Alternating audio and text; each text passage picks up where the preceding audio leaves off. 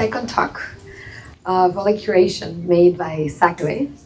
And these talks and all the wellness content throughout this event is made by Sakwe with the intention to connect with your body, with your mind, and with your spirit. And the talk that we're having today is going to be a very interesting talk, because we're entering a space where science and mystery will meet. Modern neuroscience tells us that everything we experience around color, sound, emotion, and even time, it's actually constructed by the brain. Physics suggests that space and time may not be fundamental, but emergent. And ancient wisdom has always whispered the same truth, that reality is not what it seems. Reality is actually something that each one of us have in our brains, and it's made up by ourselves or by something else that we're going to see in a minute. Because what if reality is not what you see, but what your brain has learned to show you? Our guest works precisely in that liminal space between what the brain perceives and what consciousness may truly be. Diego Winburn is a world-class trained in London at the Hypnosis Academy, where he mastered advanced techniques for reprogramming the conscious and subconscious mind. For over more than a decade, he has helped hundreds of people dissolve trauma, addictions, phobias, and emotional blocks by working directly with deeper architecture of perception. But honestly, Diego's work goes beyond therapy. Through hypnosis and mentalism, he demonstrates live and viscerally, as you will see, that the mind does not passively observe reality. On the contrary, it generates it. Diego has brought hypnosis and magic to international stages, challenging thousands of people to question what they think is real, blending clinical hypnosis, deep suggestion, and creative visualization into experiences that are both entertaining and transformative to reveal how easily perception can be rewritten. At its core, Diego's work asks a radical question. If experience is happening in the brain and perception is editable, then who are you when the program changes? Who do you become? Today is not about learning tricks. It's about questioning the interface through which you experience existence. And please welcome someone who invites us to see reality, not as fixed, but as a field of endless possibilities. Diego, thank you so much for being here. Thank you so much.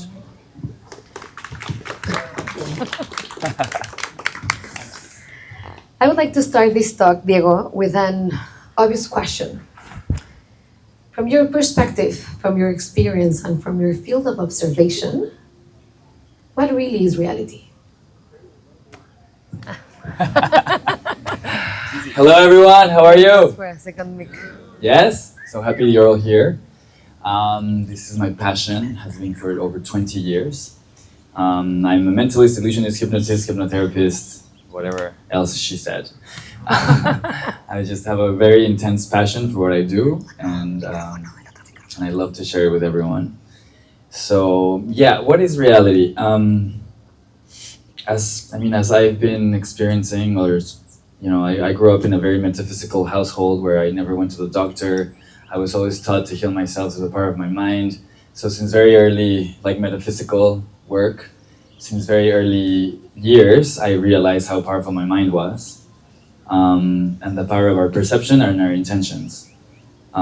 Since I've never been to the doctor, Mexico is like a place where everyone's like a walking pharmacy. It's like all the moms and everyone's just a walking pharmacy. And everyone's like, you don't take any medicine? I'm like, no, I started taking medicine like maybe a couple years ago for fun. Other type of medicine, yes. But I was like, really, this works? This will like make me feel better? One day I was like feeling really bad, and yeah, it did. I was like, wow, this works, it was fun. Terafludes, I took one time. It worked.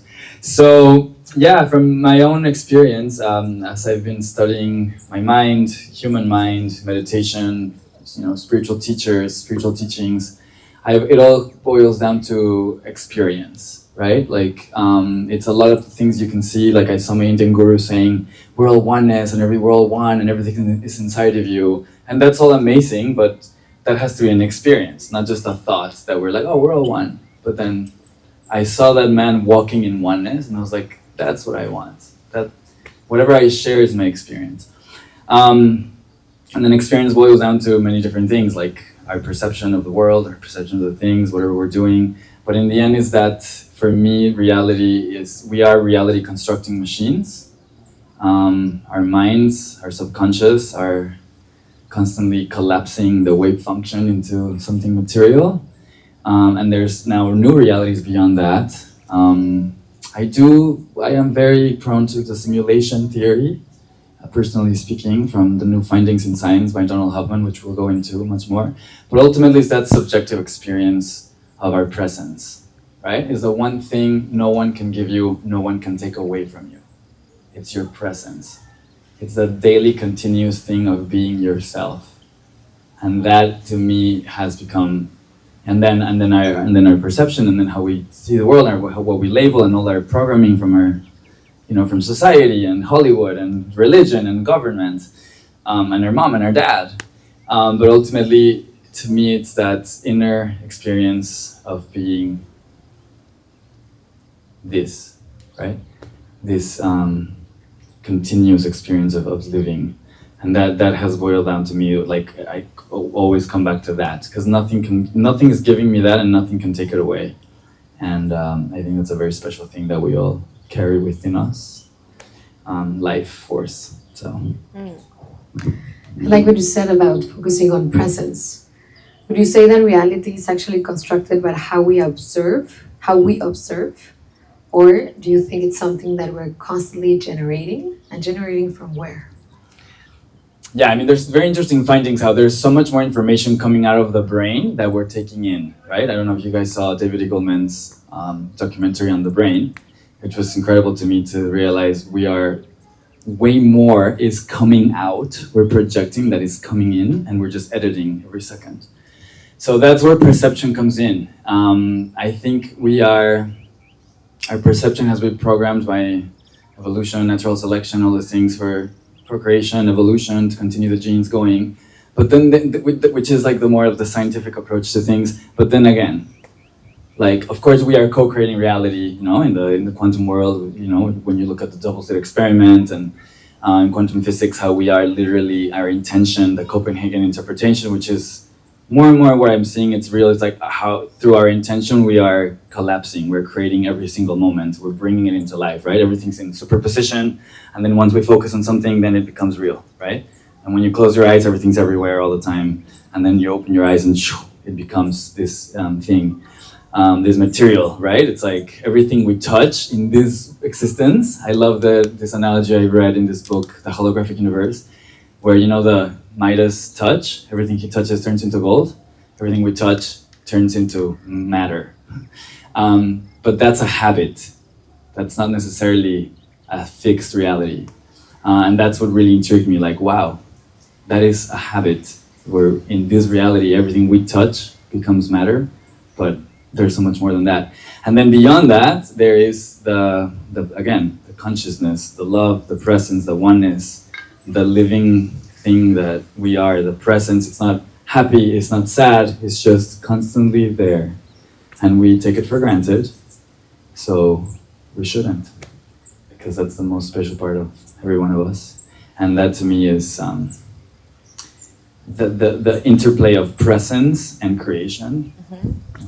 I like that. And you mentioned that we might be living in a simulation, right? If you would have to explain the rules of the game, or the characteristics of the simulation, which characteristics would you share with us? Things that you really like about the simulation. I mean, this is more of an intuitive thing I have felt, but I am very, very fan of this amazing scientist called Donald Hoffman, who is now proving scientifically, because there's Nick Bostrom that talks about simulation theory, and probabilistically, that what it says in a short, it's like, if we were able to create a simulation. The probability that this is the first like place where the simulation it's close to zero. That we're the first ones to create, AI and then a simulation. Probabilistically speaking, then we would already be in a simulation, right? By Nick Bostrom. But that's still probabilistically speaking, which is mathematically there. But I really love the work of Donald Hoffman, who through natural selection, evolution by natural selection. If you turn that into mathematics, it's called game theory. John Maynard Smith turned natural selection into a game, like a video game, where we're pretty much like moving through the video game, collecting points, passing the points, and then the game is procreation, right? Genes continuing themselves. And when you study natural selection, it shows you that when you turn it into game theory, it's 0%. 0%. Now there's a theorem. It says it's 0%.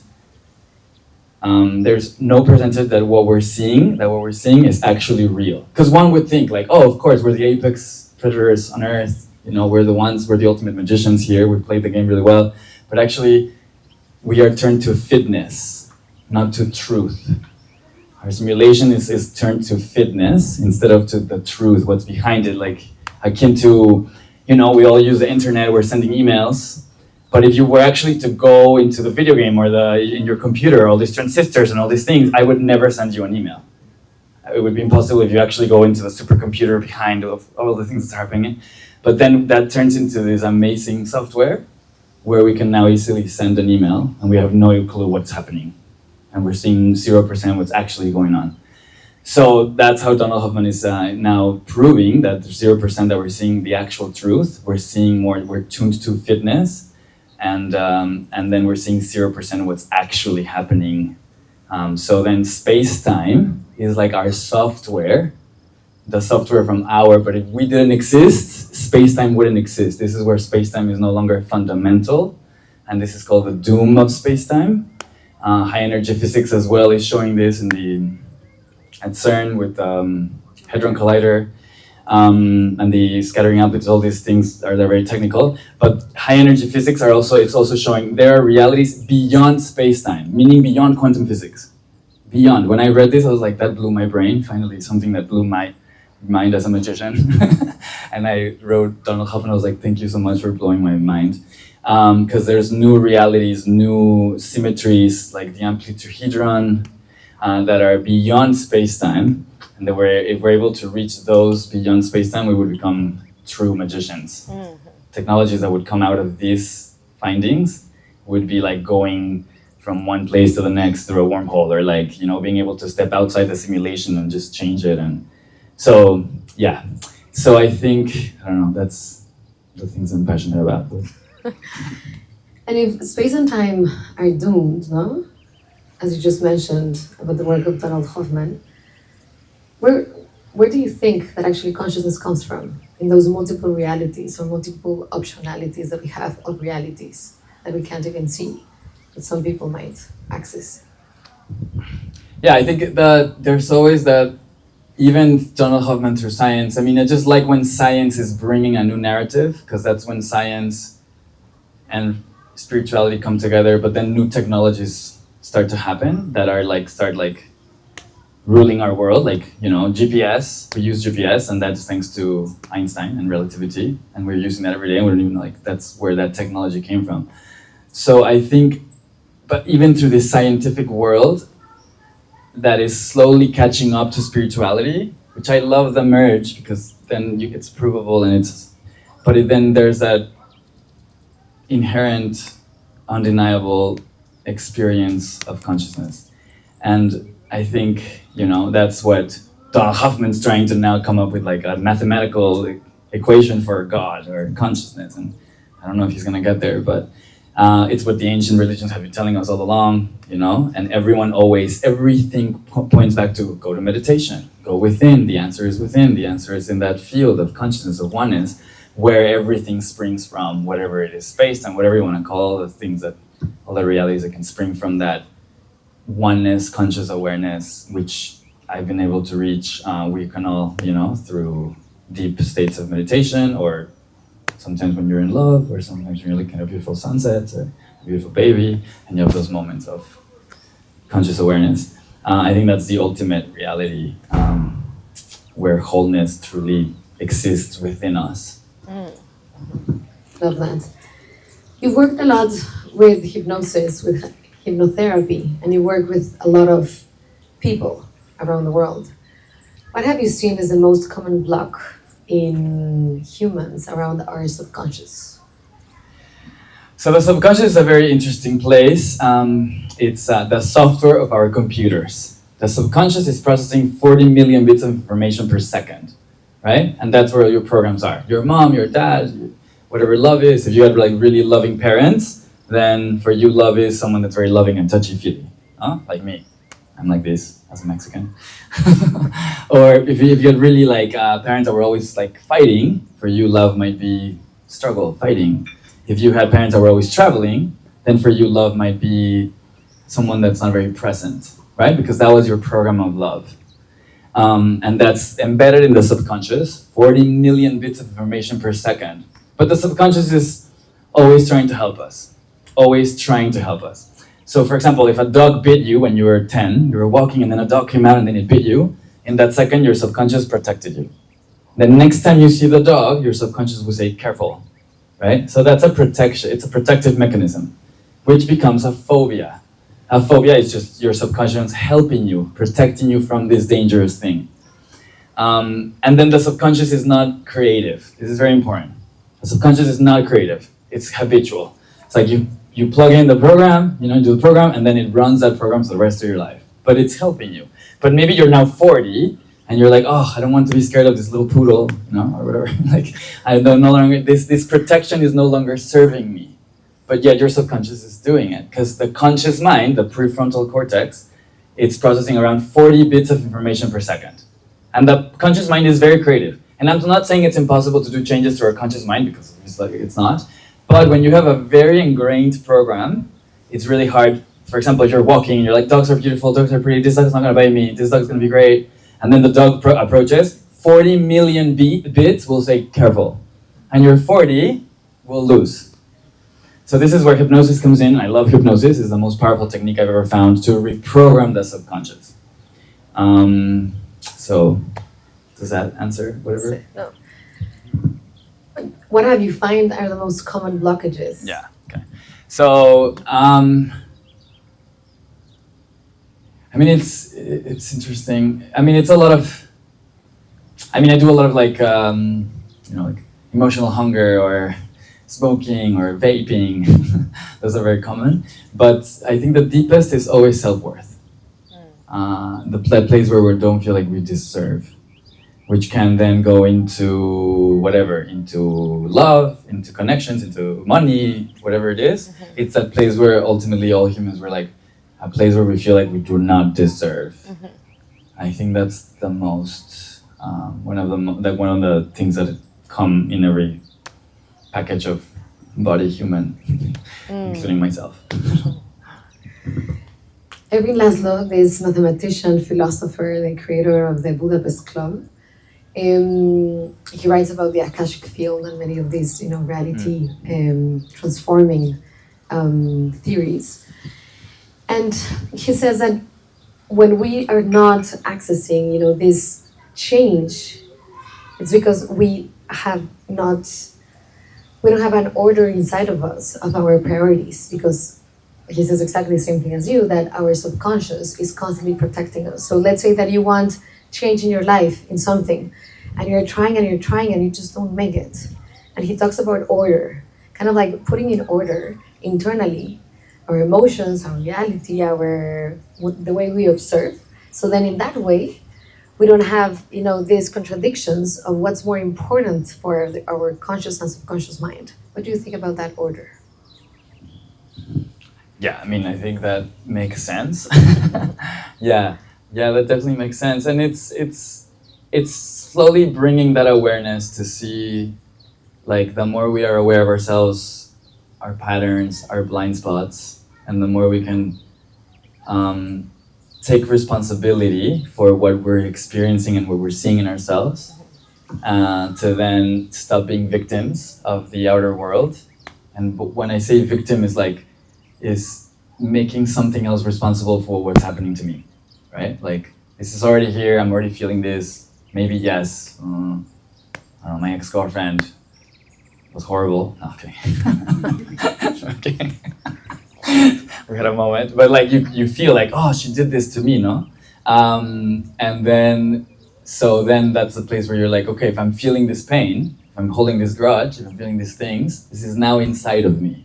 And I cannot keep pointing the finger out there, because I always talk about like the analogy of the mirror, no? Where you're looking at the mirror and you're like, you see you have like a smudge little thing on your face, and then you're like trying to clean the mirror, and the next day the smudge gets a little bigger and you're like, oh, what the heck? Like, and you keep on cleaning the mirrors until one day, and it just grows and grows and grows, until one day our genius simplicity mind comes in and you're like, oh, wait. And then you do this, and then the mirror reflects, you're like, oh, wow. And you can be getting 1 million mirrors and buy a new one, the most expensive mirror with the most insane lights and whatever, the most beautiful reflection, and then you keep breaking every mirror, because that's not where the answer lies. So I think that power of becoming responsible for whatever's happening within me, where I have this whole thing on the alchemy of emotions, and practical ways in which we can stop being victims to our narratives and start like becoming conscious creators through responsibility for what is happening within us. That reminds me a lot of some examples from Vadim Silan's book, Reality Transurfing. Yeah. No? And I wanted to ask you, a part of his work is about choosing and how we can use emotions to rewrite our subconscious. Could you develop a little bit more about that? Yeah, what I loved about that book was in the terms of manifestation, instead of like visualizing and all these things, is like remembering, right? Remembering. Like, I have no single doubt that I had this picanha in the morning. No doubt. It was delicious, great. I have no doubt I was partying amazing yesterday with Marion. No doubt that we were having the best times last night. So when you remember that reality, that's what how Vadim Silan explains, is like there's the matrix of all the possibilities out there. But then as we remember them, then you start vibrating in that same frequency, and then you start to just approach that thing. Like it like brings you closer and closer and closer. But when you remember, you have no doubt it happened. So we need to remember the future, and that way, that has changed so much for me. Again, everything I say, I truly speak so much, as much as I can from my own experience, because it's the only thing that counts for me. So like remembering that future, whatever it is, you with whatever you want to achieve and you making the thing, beyond just like visualizing and feeling it, is like remembering that reality, remembering the future, and then that like instantaneously aligns you with that vibration and I love that.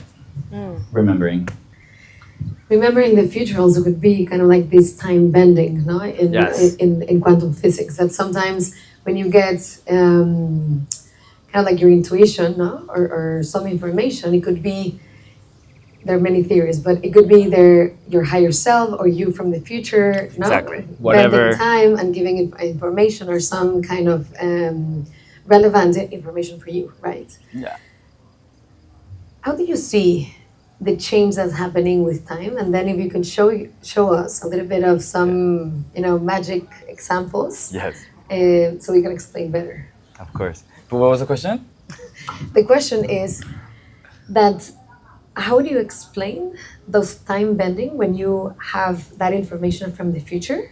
I mean, time reversal frequency, it's a thing. I don't know. It's a whole thing. But yeah, I just see like as this new, the way we can start to open to these realities is just by the cognizance, like the awareness of them. Just by knowing that the future can affect the present, right? And that's a whole new like way to see things, like the future affecting the present. It's proven. It's called time reversal frequency. We know it's happening.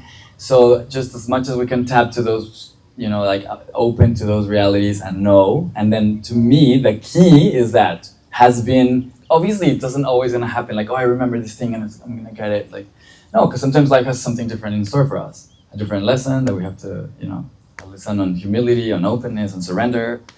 We're not always going to get exactly what we want, but sometimes we do. But the more we do that from that cleaner space, the more, I think, abundantly we will receive what we need. Might that be your new car, a house, or, like something that takes you into surrendering and trusting and stop like looking for your pleasure in a future moment. I don't know. Mm-hmm. And let's have an experience, yes? Or no? Yeah. Is there anyone out there? Yeah. I usually do shows. I sometimes do talks too. Like I've done some TED Talks and stuff, but like I'm more like a showman. But this talking environment is interesting. Okay, so let's do something so that we change the energy a little bit. So who would like to have an experience of mentalism? You? Okay, from the back. Come over here. Amazing. So what's your name? Come on. Diana, stand right here. Oh, eh? Oh, N. Nayana. Nayana, welcome to the stage. You can sit or just stand right there in the middle. Okay. Standing? Yeah, can you hold this? Yes. Nayana, have we ever met before? We have not. Ever in our lives? Never. Have you ever seen me? Huh? Past lives, we might have. Okay, so we're gonna do this. Nayana, I want you to just think really quickly. Just look into my eyes. And put your right hand like this. Great. So I want you to think, think of a special person in your life. A special person, okay? Someone that's very special to you. Mm-hmm. Yes, you got it? Yeah. So look into my eyes, just think of this person. Great. Squeeze my hand right there. And let go. Incredible. This is what we're gonna do. I want you to just, in big letters here, just write the name of the person and you're gonna show it to some of them. Okay. So that they see it. I'm gonna go all the way over there. Just write the name here and show it to everyone, yes? Yes.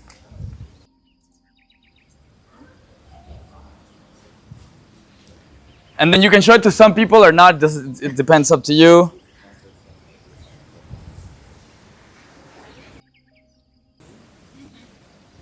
Show it to some people around you. Now take the paper and like fold it up. Okay. Fold it up into a little thing and then just put it in wherever you want. Just don't let me see it. Okay. Can I turn around? Yeah. Yes? Okay, amazing. So, amazing. So look into my eyes. I just want you to think of this person and stand over here. And just squeeze my hand. And just think if it's a man or a woman. Okay? Just think man or woman. I'm going to squeeze my hand. And when I let go, you think man or woman. Okay. So just think. Don't say. Squeeze my hand.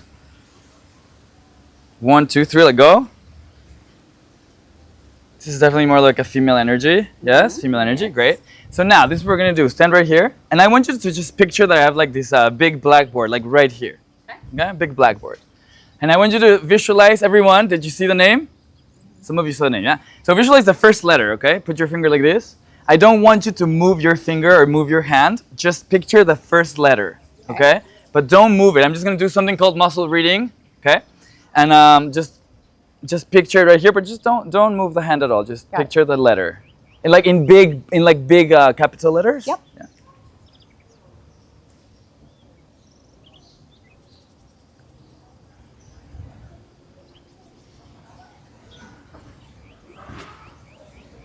Is that correct? Correct. It's like a knee, yes? Yes. Amazing. So stand over here.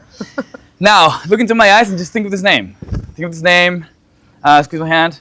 So is this a family member? Yes. Yeah, all right. Is this like older than you? Yes. You're thinking of your mom? Yes. You're thinking of your mom, right? Yes. So squeeze my hand and just think of the name of your mom. I think your mom is like right there. Stand over here. Think she's right there. Just visualize her right there. And just in your mind, call her name. In your mind, just say, Elizabeth. Yeah. Yes. Do you know how to spell it? Oh, no idea. Elizabeth, something? Yes, Elizabeth.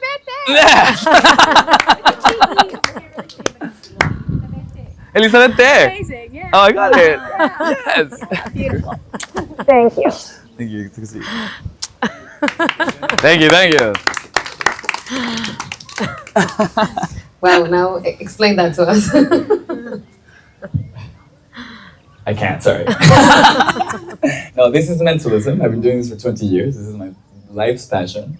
And I love doing this and sharing it. And that's, for me, I decided to become a magician because, we were talking about all my, I'm into consciousness, magic, hypnosis. I'm obsessed with how to hack the human mind.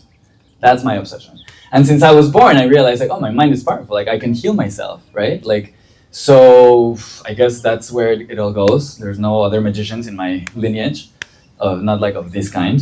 But yeah, it just, to me, it's incredible just to see how malleable we are, how malleable the mind is, how malleable reality is, how our perception, it's a very programmable thing, and how we can mess with perception, reality, and create our own things. How powerful our minds really are. So that's why I chose, and also because I just wanted to be an X-Men. For you that know X-Men, I used to love X-Men as a kid. I was like, how can I be one? And I became a hypnotist, which I think is the closest thing to a superpower that there is. So yeah. Amazing, thank you. As yesterday we did, if you want to start kind of like having your own questions, and at the end we're going to have like an open mic for whoever wants to ask anything to Diego. And you mentioned about the importance of moving from victim to creator, no? Yeah. And the power that we have being a creator. What are the hacks, or the most important hacks that you found when moving to becoming or understanding that we are creators? Amazing. So yeah, this is one of the things I've tried to like hack as to how can I practically do it for myself, really. And it's been helping a lot of people lately. Because in my hypnosis sessions, I do the reprogramming of your subconscious, and then I do this thing called an anchor, which is like something that will activate your new subconscious and at the same time help you to stop being a victim to your narrative in your head. And it's a very simple thing. And it's a phrase. It's just a phrase. Meaning one of the most practical things for me, because say today, whatever, I wake up, I have heartbreak, I'm feeling like sad, and then I'm already feeling super sad, right? And then I'm not only feeling sad, I go into my head to think of my ex and everything she did, and like, no, this and this, and then I go into my head to like suffer incredibly, right? Anyone familiar with this, or only me? This is only myself. So then we go into our head. So like the first place we distract ourselves from ourselves is our thoughts. That's the first place. We're feeling something, it's uncomfortable, boom, I go into my head, I disconnect from whatever emotional thing, and then I go into the story of how, yes, I am a worthless piece of blah, blah, blah, no? Or the victim that I am to everything, or whatever stories we each one of us carry. And then we suffer. So no one has taught us to like be there with the emotion, right? To like hold that emotion, to be present with it. And then I think to me, I definitely now have seen that suffering is a choice. Emotions, no. Sadness, whatever, that's not a choice, it's happening. But suffering, yes. Because I can be at peace with my sadness, at peace with my happiness, which is super easy, at peace with my fear, instead of going into my head. So when those moments I was like in my head suffering, sometimes I would come back down, like going to my meditation center, I would come back down. Like this specific example I was saying was 4 years ago, had a really intense breakup, and then afterwards I was like suffering. One thing I have a superpower, like a real one, is sleeping anywhere. I can sleep next to the speaker, at the rave, in the plane, no matter what. Well, these 3 months that I broke up that situation, I couldn't sleep for the first time in my life. And I started to get worried. So I was like, this is insane. Nothing has taken my sleep away. But then I went to my meditation center, I started like doing the exercises, and then once I came down to my heart, I realized I wasn't as bad as I thought I was.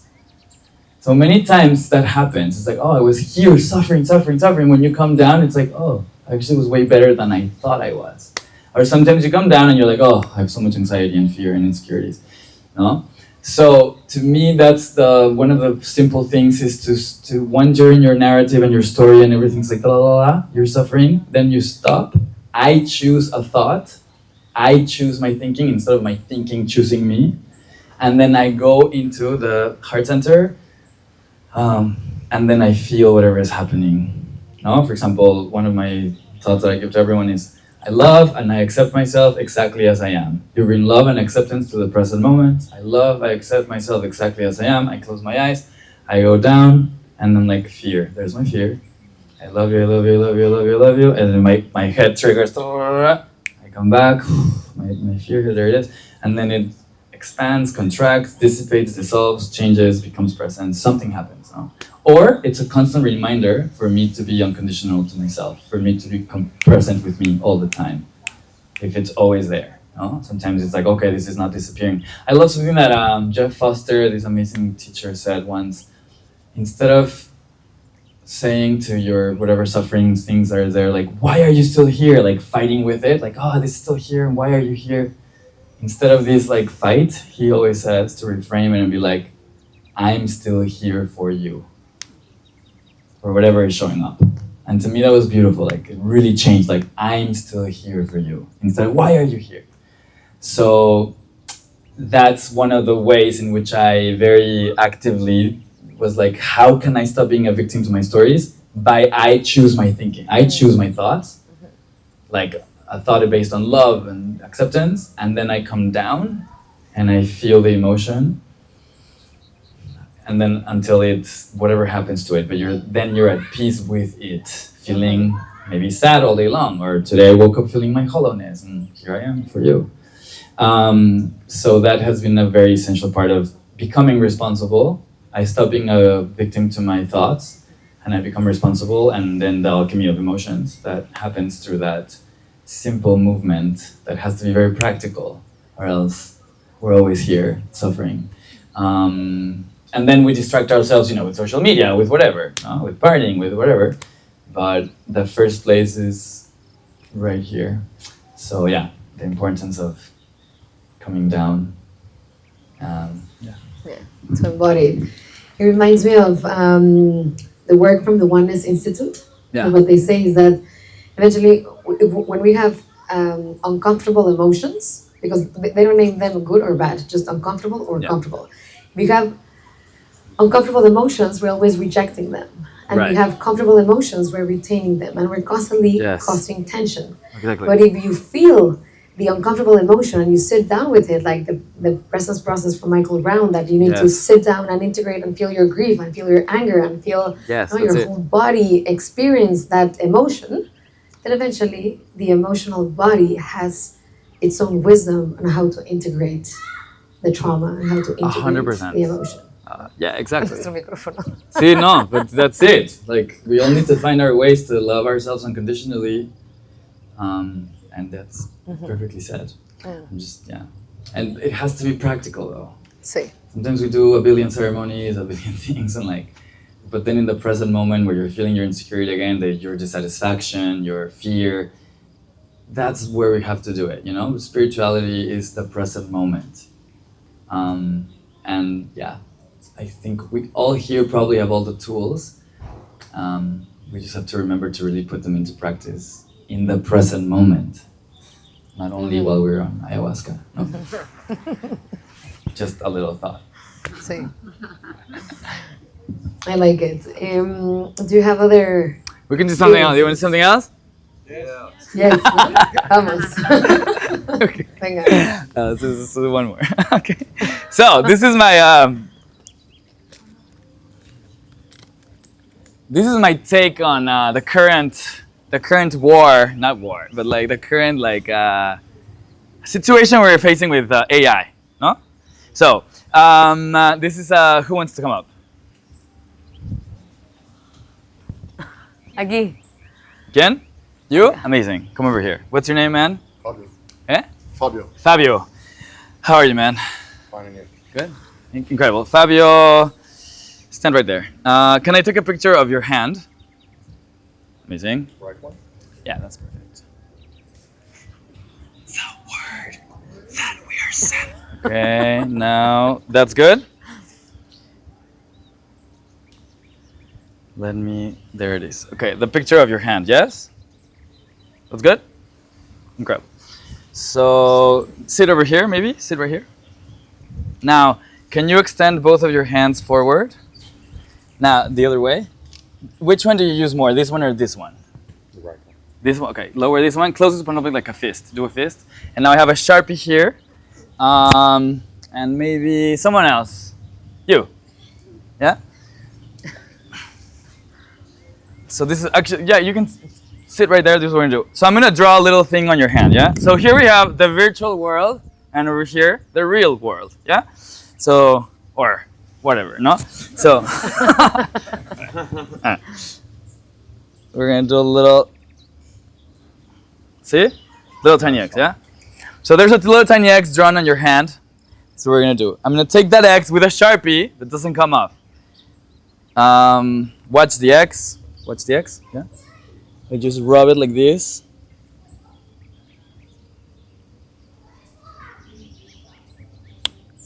I take it.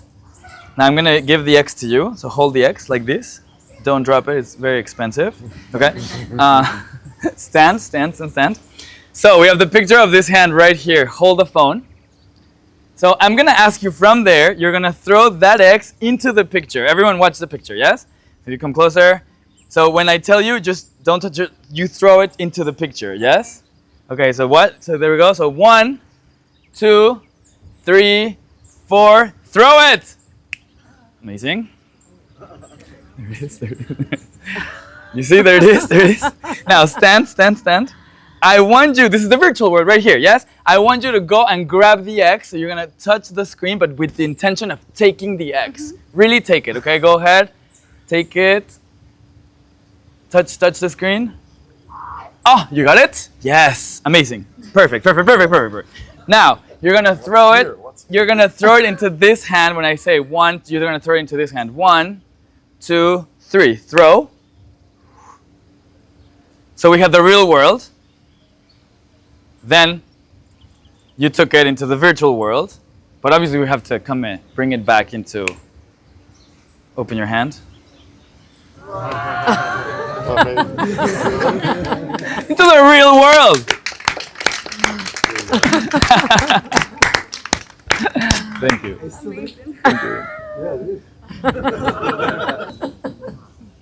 Thank you. That's amazing, Diego. Thank you so much.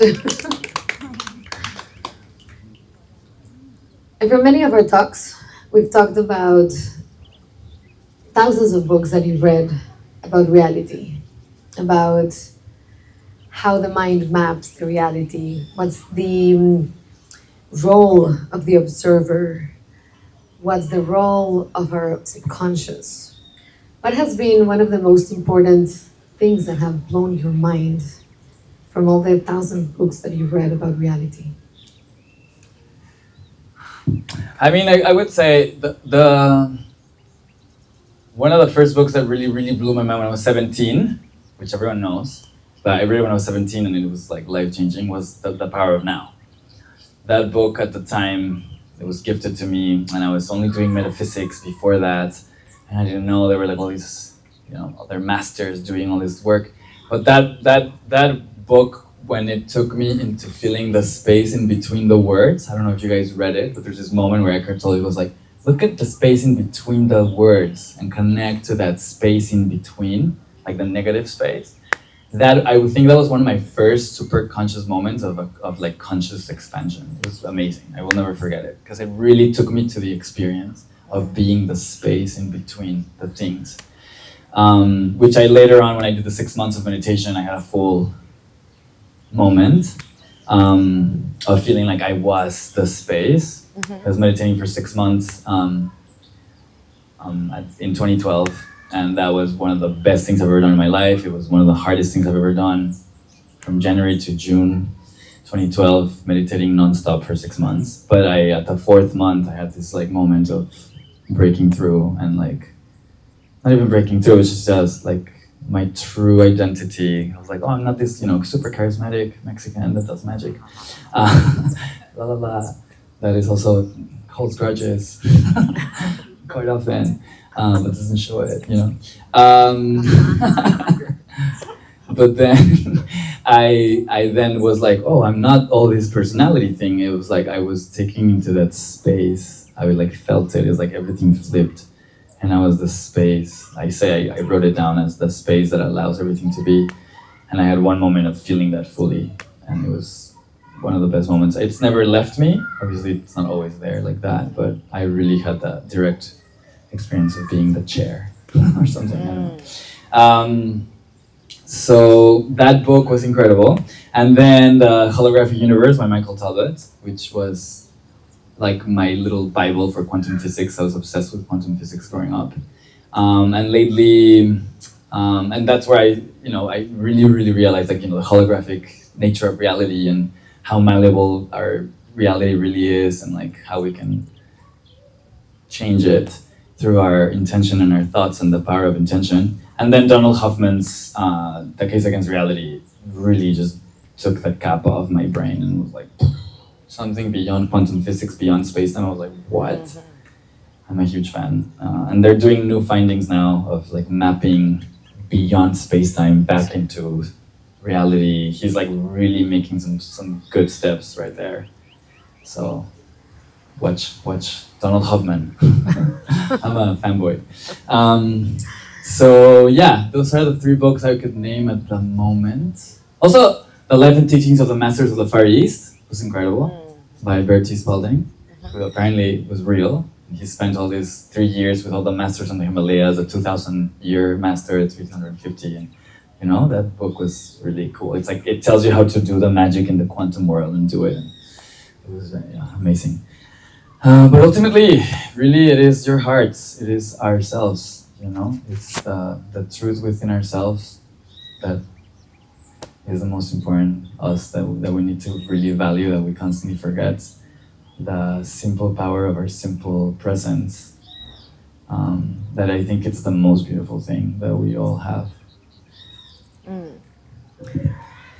Also, there are many things that you work through hypnosis, and one of the things that you focus a lot on is manifestation.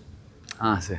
What has been the biggest hacks that you've learned on how to manifest and your own understanding of how manifestation actually works? Yeah, so like remembering was a huge one. That was recently when I read that book. But so in my work with the subconscious and with manifestation, and I think that, that whole world of The Secret, which is amazing, like visualizing, feeling like it's already there, like it's already happening, like it really does work. If you're consistent, obviously, again, like I love, this phrase came to me, like they used to say that when the Hopi tribes, they danced, it used to rain, right? But it's more than the Hopis never stopped dancing until it rained. I think that's beautiful. And we all need to remember that. Because I was like, oh, that makes so much more sense than just the woo-woo-ness. Not to say the woo-woo-ness isn't there, but let us not stop dancing until it rains. So I now diverged. What was? About manifestation. So in the subconscious, like the visualization is amazing and all that, but when you have some really deep blockage in your subconscious, I have found it in me and my patients that I've worked with, more difficult to just do the visualization and like it's gonna work, So for me, I created this kind of thing called hypno-manifestation, which is just the 2 words put together. I have a little course that I did on this, which I have found it way more like powerful, because you then unblock that thing that's been holding whatever in your life, so that then coupled with the visualizations and the conscious creator thing with I choose my thoughts, this whole little system has been very effective for me. But in terms of manifestation specifically, to me, I've seen we must reprogram the subconscious, unblock those things, unblock all the things that are there, all those blockages, so that we can then visualize and experience and manifest in a much more powerful way. I would say it 10x it in my experience and what I've seen with the people that I work with. Also in reality transport surfing, Vadim Silon talks about how we have all of the physical world, what we have here right now. Imagine that it's here because he talks about the world being this mirror, this dual mirror, no? And over here, all the metaphysical parts. So imagine that we are here in our X and Y, no, having this conversation here. Right. And then you're manifesting, and then you're visualizing, and in the metaphysical world, it's time is faster. So you're visualizing and trying to manifest here, no? And then by divine law of resonance, there's no other way that eventually it will start calling from the physical part to make complete resonance with the metaphysical part. But there's a delay in time because matter is way denser to pull than actually energy. You can close your eyes and you can connect and visualize having that house, that car, that reality, X, Y, and Z, no? Yeah. And in the physical part, it takes that delay on time because matter is denser to move, no? 100%. In those hypno manifestation courses, you're also teaching your subconscious mind to accept it, and at the same time to let your nervous system get ready to receive that. Because there's some people that they have said that when they receive that success or the house or whatever, the nervous system collapses and it's like, no, I don't want that anymore. Sorry, I take it back. Tell us a little bit about how you work also with the nervous system. Yeah, amazing question. So the nervous system is the number one key thing, I would say. The relaxation of the nervous system is one of the number one key things to open to receive. That you are relaxed, that your nervous system is relaxed. And that's why hypnosis works under deep relaxation, right? The more you're relaxed, the more your subconscious opens, and the more whatever is happening in that moment is going straight to your subconscious, okay? There's a famous phrase in the hypno world. It's like, create emotion, influence. That's it.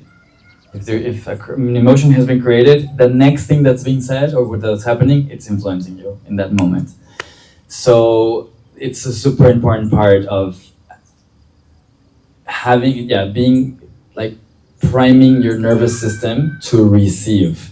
Now, when you do hypnosis, or the reprogramming of your subconscious and the work, then you are 100% like priming that resonance so that you are able to receive. As you unblock those traumas, whatever blockages you have, whatever mechanisms of defense, fear, whatever it is, you unblock those, your nervous system relaxes, and in that moment, you are way more open to receiving. So I think that coupled with visualization and feeling and all those things, it really maximizes manifestation by a lot, in my experience. Thank you for that. And do you manifest from intention or you manifest from identity? I would say from intention, because identity, we would have to really define that word, I guess. But usually it's like we identify with our thoughts, our ideas, our things, and to me, identity usually goes into the labeling world, where everything's labeled, and that's definitely not where I would move from. It's more from a place of heart intention, and then we use our mind as a tool for visualization, or even for just like, I love that the 3 steps of manifestation by what's his name? Can't remember his name, but he says number 1 is I want an ice cream. You can stand up, go and buy an ice cream. That's incredible. You can go and get one. Second level of manifestation, Wayne Dyer, by Wayne Dyer. The second level of manifestation, he's like, I want an ice cream, and then it's like a burning. And then someone gives you an ice cream all of a sudden, like, shoo, which happens a lot at the burn or in our lives. But at the burn, like, we all have insane stories, no? Where you think and then it manifests. And that's incredible. I love that one. Playa always provides. Playa always provides, and the world as well, not just Playa. And but playa for sure. For sure. It's a great, incredible space. And then the third level is where you're like, I want an ice cream. And then like they explain in the master's books, you go into the quantum world, you look into the atom, you go into the quantum world and you start crystallizing into existence. The third level of it, manifestation. I'm working on that. Hopefully one day we will. I mean, I think we're all doing it. We're just slow in this little material existence. Oye, Richard Monroe from the Monroe Institute, they've developed all of these meditations that supposedly they're kind of like help you hack the manifestation, and they even tried it in the CIA in the 70s. He talks about 3 types of desire. The healthy desire, that is the desire when you want something and you put action into it, no? So then it creates intention. Yeah. The unhealthy desire, which is that you wish something and then you sit in the couch and wait for it, and eventually, because maybe if you don't work with the physical part of it, then eventually probably it won't happen. No? Right. And the third type of desire that I find it really interesting, he calls it the obsessive desire. And that is when you really desire something, that creates an unbalance in the natural forces of the universe. And what the universe is trying to do is keep things in balance. So then you're creating this excess potential, and then the universe gives you exactly the opposite. And that's the classical case, for example, I don't know, a friend that wants a girlfriend so badly, and it never happens. Or your other friend that maybe wants a baby, and it creates... And it never comes. Exactly, and it never comes. How would you say we could balance those desires in a healthy way to give those balanced forces at ease? Yeah, I mean, that's a question that is directly pointed at lack, the feeling of lack, that I think each one of us has to be super conscious of that feeling where we are feeling incomplete, where we don't have something, where we're feeling like we're lacking. And when you're moving from that space, from this energy of I am the victim and I don't have this and I need to get it, that energy, that's when you become obsessive. It's not a clean energy. You're like moving into that world of manifestation through lacking, through the place of lack. So it's very important to watch that and like be very aware of like our lack, and then just be compassionate with our lack, and then accepting our lack, moving, obviously having the intention, moving into action, but then trusting yourself.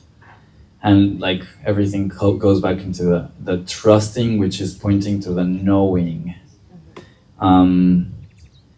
which sometimes it seems so difficult for us, but like it shouldn't be so difficult to feel the trust. And that doesn't mean like you have to now feel completely happy and amazing. Like you can feel the deep lack, but with deep acceptance, and manifest from that place. It doesn't have to mean you have to now feel perfect, because we're humans, we're perfectly humans. So I think that moment of that, each one of us, we find a way to become that compassionate space with all our colors. And then from that place we trust, and then you move into action. To manifest, it's, again, it 10x's manifestation to whatever we need to receive. Sometimes it's exactly what you visualize, sometimes it's exactly the opposite. When you need it. Yeah, and then it's the moment to surrender and accept. Wonderful. Could you show us another trick? All right, Would you like to see another trick? Yeah. Vamos. So I have the last one. Okay, so this is more of a... And then we'll go for questions, if anybody wants to ask something. So, who would like to come up? This is you? No, man? Okay. Do you have your phone with you by any chance? Yeah? Bring it. Okay, amazing. So, what was your name? Ben. Ben. Can you unlock your phone there? Can you unlock it, please? Okay, amazing. So now, Ben, I want you to think... hold it right here. Let me look into your eyes. Hold. Look into my eyes. 1 second. Just gonna do this. Oop. Okay, we're gonna try.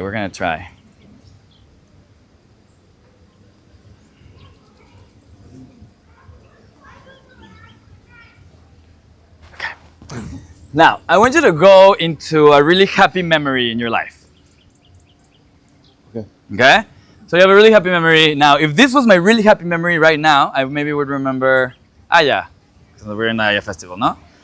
Or I would remember Ole Ukena, because he designed these cool clothes, which are my favorite. Or I would remember green, because look at all this green, beautiful, huh? So, I want you to turn your special moment into one single word, okay? So try, like for example, if you went to a concert, for example, Tool, I'm obsessed with Tool, so I would be like Tool, because I love them, no? Okay. So who did you see in that concert? Or if you're thinking, sometimes people think of birth, but birth is so general, no? Like, make it more specific, like the name, or if you're at a concert, who did you see? Or just try to be specific and turn this happy memory into one word that you're like, I think of this, it reminds me of that day. Electric. Okay, now from electric, now don't say it, jump into a new word. But in your mind, don't say it. Into a new word, okay? Jump into another completely different word. You got it? Yeah. Yes? Amazing. I want you to do this. You're gonna write the word on Google, Okay. and then this is your phone? Yeah. Google, and then you press search. You're gonna see images of, if it was electric, you will see images of electric, right?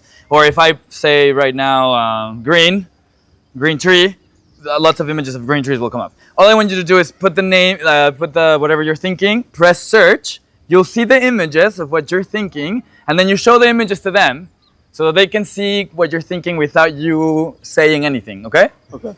Okay. So turn this way, that way. Now put the word there, and then press search. And then when you see the word and the images, then you can turn around and show it to everyone else.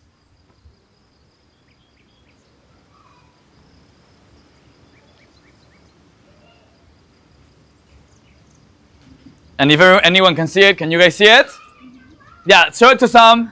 And now, that's okay, now take it back and just lock it up. Everyone will now know, everyone will read his mind now. So, hold my hand again. Now, I'm gonna ask you some questions, and all you have to do is answer yes or no, okay? But don't move your hand like this, because then this is what I'm doing, yeah? Okay, so, but you're just gonna answer yes or no, but in your mind, okay? For example, am I a mentalist? Then you answer? No. Wait. I am, but you answer No, yes. you are. I'm not. Ah, exactly. So you say no in your mind, Okay. but don't say it. Okay. In your mind, yeah? Okay. Okay, so is this thing that you're thinking of, like, but in your mind, just say yes or no. And all of you, okay? Is this thing that you're thinking something like a place where you can walk in and like... No, okay. So, is this more like I said, maybe like something that you were wearing, like I was wearing like a clothing thing or something? No. Are you thinking of a person? No. Okay, amazing. So now, I want you to imagine the first letter of the word that you're thinking right here again. Okay. And just picture it right there. Look at my finger.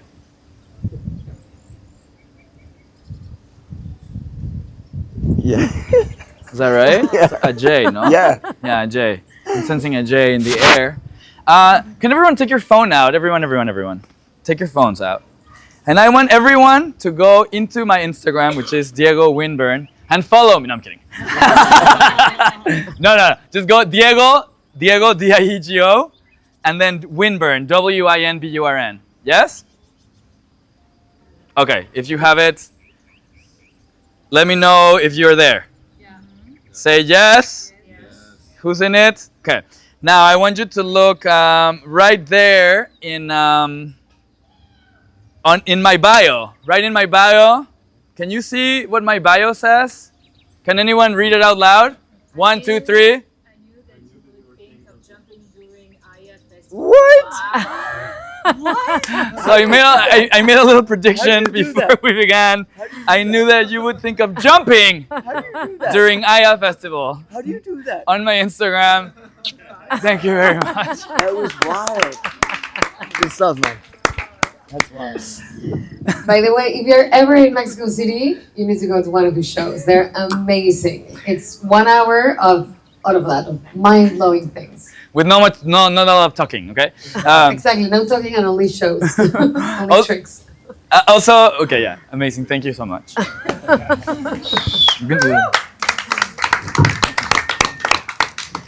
I wanted to open the microphone to everybody that's here. Does anybody have a question for you? I'm sure you have many. Go on. Look, okay. Please explain how did you do that? I mean, I've been learning, again, I am a mentalist. This is my biggest passion, mentalism. So I've been doing mentalism for 20 years. I've learned a lot of techniques to read the mind, like to program the mind, and it starts with NLP and really like learning how to read the people and their faces and their movements and all of that. And then it goes deeper into other techniques, which are a secret, obviously, and that bring these beautiful experiences to life that I love to share so that we expand our minds a little bit and have some fun at the same time. So that's the best answer I can give you right now. Regarding that. Completely random, but I'm so curious. How do you use this in your relationships? The one question. So does your girlfriend? Is your girlfriend scared of you? I love when people are like, oh, do magic. I'm like, oh, guys, I don't want to do magic. Oh, not right now. And then like, please, and then I do magic and then everyone's scared. I'm like, oh, damn it. But yeah, so in relationships, like, you should ask my ex. I guess she would be the one to answer. No, always in the beginning, they're like super like scared. Like, people are scared of looking into my eyes or like, because they think I'm going to be reading their minds all the time. And I'm not always doing this. I go into a mentalist mode and then I go off that mode or else I would go insane. But I do use it. I do use it in healthy ways or fun ways. But yeah, at the same time, there's sometimes like my ex, she was like, Diego, I wish everyone that saw you in your shows saw right now how you cannot read my mind. Like how you're like an idiot right now and you don't understand at all what's happening to my body and my mind. So that's a true super honest answer. And then many other times you can use it when you get to like, people always ask me, and yes, like you're at this place where they're like, they're not gonna let you put your luggage. And you're like, oh no, I'm gonna put my fucking luggage. Okay, like I'm not gonna do, and then I use my little thing and they're like, oh yes. Or like, and like one time when we were doing hypnosis, in hypnosis school, the assignment was to survive with hypnosis for 1 day. More like just to go and try to like, we had one assignment to pay with paper. Okay, to try to pay with paper. So we went into, we were doing this like at Brick Lane and all around, and like we went to some stores, and so this is how it works. I'll explain this to you. So like, you go and you're like, oh yeah, like you have to get someone's attention, no? And you're like, oh, so I was taking the subway to come here, but some people like, it was a lot of people, and I was like, should I take the subway or not? And I was asking, is it safe to take the subway? Because I've heard that it's not very safe. And I was asking all these people about it, and then one person came to me, I was like, no, it's completely safe. It's totally safe to take it. It's right. You can take it. It's okay. And as I'm telling you this story, and as I'm saying it's fine, and the person, the other was told me it's fine, just take it. It's fine. So when I say it's fine, just take it. It's fine, I emphasize that. As I'm telling this story of the subway, and as you say it's fine, just take it, it's fine, you see the guy I'm like, take the papers out from my wallet. I give them the paper, he grabs the paper, and I walk out. So then with the pretzel guy in the streets, he almost kicked my ass. He was like, what the heck is this? Like, he got so upset, so I couldn't do it with the pretzel guy in the street. So, but I have many stories of this. Like, in Mexico, it's super corrupt. And so, like, the policemen are always trying to, like, get you, so that you give them money. And they just, like, frame you, or, like, they're like, oh, you're drinking, or we were drinking, no? And so, in the streets. And so then I always, at some point, I'm like, wait, or, like, they stop us because of something, and they just want money from you in Mexico. And so then I always bust out the magic. And they literally, 100% of the times, always, then they turn into children. and they've never seen magic like this. And I was like, oh, I'm famous, like, check me out. And they're like, really? And then I do magic, and then they let us go every single time. So it really works. I'm not joking. Like, they had like my friends. We were in Los Santos. They stopped us because of something, and they had my friend's license in his hand. The Mexican cops, which are pigs. I can say that because I'm from Mexico. So, so they had like, because they just want, but they're also beautiful people. No, so whatever. It's humans. So they like had the thing in their hand, and I was like, and I keep hearing them like, I'm giving them time to see what's gonna happen because they just want money. And then I'm like, okay, I'm gonna bust it out. No, I come out of the car, I start talking to them like, no, magic.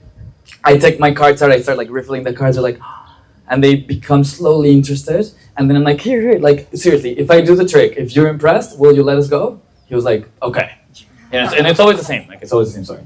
And then I'm like, will you? And then he was like, okay. And then they like, I fan the cards. He has the license. I literally take the license off his hand, hand it back to my friend. I'm like, here, I need both of your hands to choose a card. Done. True story. You cannot make this shit up. Yes. Even in the States, they let me in. I tell them I'm a magician in customs in the States. I'm on customs in the States, and I am a Mexican. So I'm going through, and they're like, what do you do for a living? I'm like, oh, I'm a magician. He's like, oh, no way. Can you show me something? I'm like, yeah, for sure. And I always have my cards. I always have to be Inception, guys, remember. Always do it. And so I do it. He was like, incredible, and started following me, didn't even stamp my passport. If I had whatever, I could have been a con artist. Anyway, so. It's fine, I guess you guys hear me, right?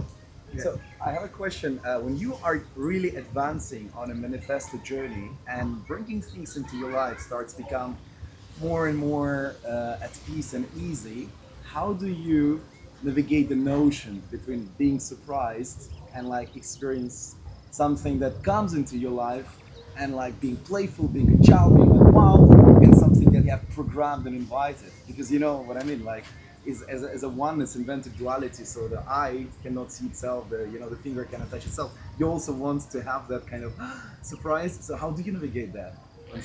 Me? Well, I have this thing called magic.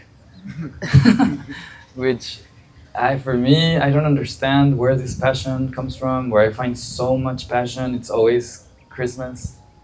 Like when I'm gonna create a new magic trick, when I'm gonna do it, like, I think that magic has allowed me to stay very childlike wonder, because that's what I love, and that's what I think we must not lose, ever. That childlike wonder, not childish, but childlike, which is the wisdom. And so that to me, that is what magic gave me, and I'm in a mission to share it to everyone else. And that has kept me like with that always. I also have this personality, I'm easily amazed. Like except by magicians, because I know all their tricks. A lot. Anyway, stand up. Hey, so my name's Cap, but Yeah. serious, a little funny. I don't know what dimension you were talking about. The next one, where you like remove yourself from the simulation. Yeah. And you go back in. Are there, out of all your research, are there any consensuses or points that people are converging on? Like, you have to like find a way out of it, like Tron, some portal, or like what? No, not yet. There's high energy physics, especially Nimar Kani-Hamed. He's really pushing the envelope. So like I say, through natural selection and evolution, but also through high energy physics, all the physicists now are coming to the understanding that space-time is emergent, which you're saying is not fundamental. It's an emergent from this deeper truth. So they're finding these symmetries that are static right now, that like, for example, when you're doing scattering amplitudes and you're trying to read all the different equations, it would take like a book like this to be able to like write all the equations of where everything's gonna go. And when you go beyond space-time, it's like 4 little equations. So finally, it's like unified theory, you know, the union between the macro and the micro, quantum physics and macro physics is finally coming, like it's so easily explained once you go beyond space. Within space-time, it would like take us forever. It would be, they say it's like, if you see like a Rubik's Cube, that is it's like this figure that moves, and it says we're looking for the answers on the pixels, instead of being like, oh, that's a pixel. So that's, and then the whole thing just has 4 movements. And then those 4 movements explain everything. Kind of. It's called the amplituhedron, the cosmological polytopes, which are the realities beyond space-time that they are now. It's a flashlight right now. But if this all comes to be true, then the technologies that can come from that are the ones where we are true magicians now of the simulation, where you can step out of the simulation and change everything. Like as if you're in Grand Theft Auto, and like, you know, you're a magician of the game now, but now you can just grab the car, pluck it, and then pluck it over here. So literally, like the 10th level god is like. I mean, those technologies would be possible once, yeah. If we go beyond space-time, then these are all, yeah. It's all possible. Yes. Yeah. Something else? Maybe the last one here. Yeah. You mentioned the noisy, suffering mind, Yeah. and you can silence it by sitting there, closing your eyes, and so on, but to meditate. But how do you tackle, or what's your technique to do this in a day-to-day, not sitting there? Yeah, that's a good question. Dynamic meditation. Yeah, so what I found is when I was doing the 6 months of meditation, and at some point I was going crazy because my thoughts were like, blah, blah, blah, and I realized, I was like, wow, I'm insane. And I didn't find that zero place of thought like the Zen Buddhists, like the zero thought. I barely found that. But what I did find, and it's very simple, is that like when you're listening to someone talk for so long, and you're just like, oh, I'm so bored with this conversation now. And then your mind just taps out and stops listening. I do the same with my mind. It's like, okay, now you need to stop like deriving your self of identity from all your thinking. And then you see it, and it's like a radio that you stop listening to. And I just stop. I'm like, thank you. I stop listening to the stream of thought. And then that's to me has been the key. I started to thank my thoughts, be like, thank you, but I'm not gonna use you right now, and go down. It's always thank you, and then go into the realm of feeling, of presence. Again, come back. It's like a game. So, and then your mind can keep on saying, but you're no longer listening to it and reacting to it, being a victim to your thoughts. That to me has been super helpful. Thank you so much for your questions. And thank you, Diego, for sharing your magic, your knowledge, Thank you. and for blowing our minds. Thanks so much. Thank you so much for coming. And We are doing our show on New Year's, so don't miss our show. and thank you for coming.